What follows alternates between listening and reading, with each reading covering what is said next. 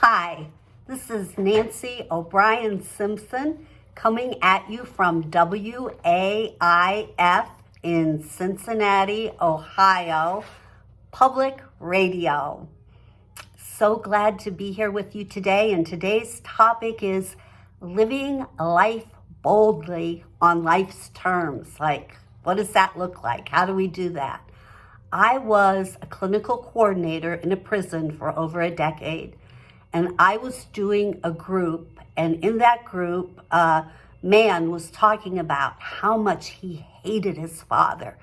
It ate him up just what a complete wretch his father was. He's going on, and then he stopped and he paused, and another young man, about 26 years old, said this: "I think maybe you should consider forgiving him." And the man said, "Are you kidding? Did you just hear what I said? Did you hear what my father did to me?" And the other man said, "Yeah," he said, "I heard." And then the whole group is looking at him, and the man stood up. He was young, 26. He stood up and he pulled up his prison t-shirt. He pulled it over his head, and he turned around so that his back faced all of us. And I think I'm going to cry now, but I'm not going to. I'm going to try. His back was crisscrossed with scars. His whole back was just a mass of scars. Kind of like pictures you see of slaves that have been terribly beaten back in the days of slavery. His back was horrific. And grown men, as we looked at him, we just cried, we gasped. And we knew how badly he had been beaten. I mean, it was obvious. And the young man said, "My dad did this to me, and I hated my dad, just like you hated your dad. And my hatred ate me up. And alcohol and drugs took away the pain and the anger of everything I felt about my dad." And then someone told me that I needed to forgive him. And I was like, "Are you kidding? He's the last person that deserves forgiveness.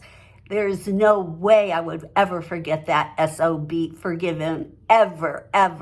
He said, and then one day I was at my grandma's house, and my grandmother told me about how my grandpa used to beat my dad and beat him bad.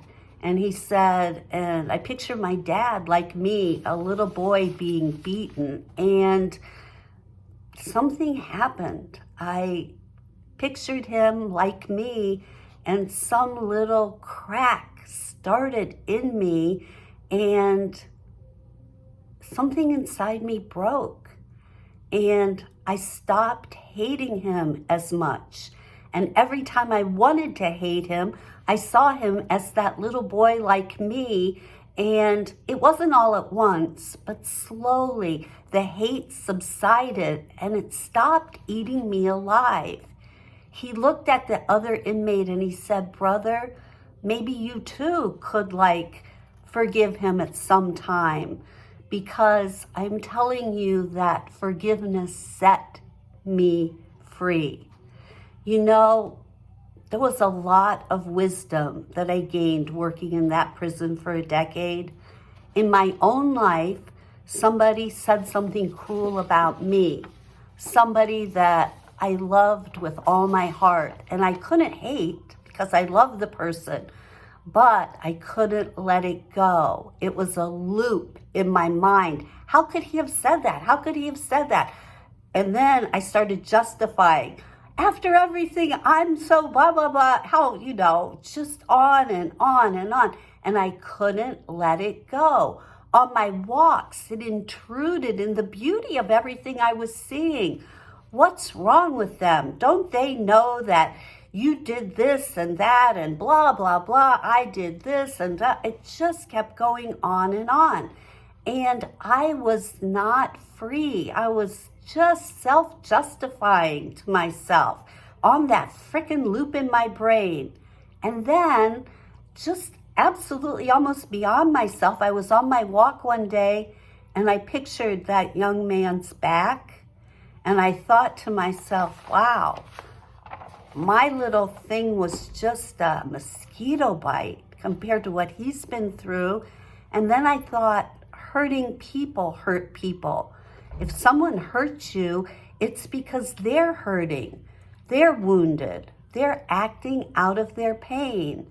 And the gift of forgiveness came to me, and I could send love to the person who was mean to me, because forgiveness is life on life's terms, and it's a bold gift that we can give ourselves.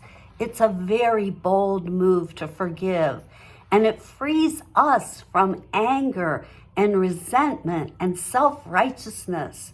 Forgiveness heals you, and it lets the light of love come in and cleanse your soul. And forgiveness makes you free.